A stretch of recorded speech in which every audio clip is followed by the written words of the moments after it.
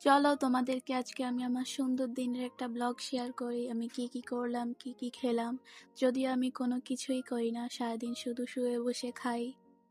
তো এই তো সকালে আমি ঘুম থেকে উঠে প্রথমে আমার বিছানাটা গুছিয়ে নিয়েছিলাম।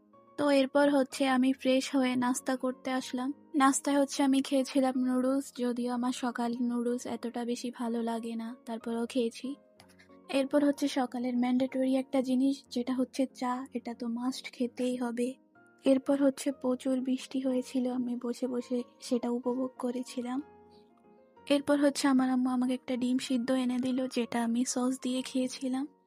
এরপর হচ্ছে আমার আম্মুর কিছু নতুন মুরগির বাচ্চা হয়েছিল, সেগুলা নিয়ে আমি একটু দুষ্টুমি করেছি।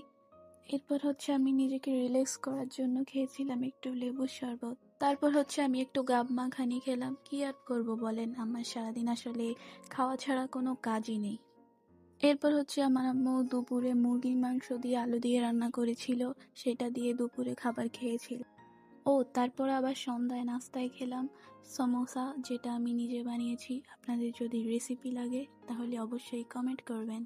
তো আজকের জন্য এতটুকুই। সবাই আমাকে সাপোর্ট করবেন, আমার পাশে থাকবেন। আল্লাহ হাফেজ।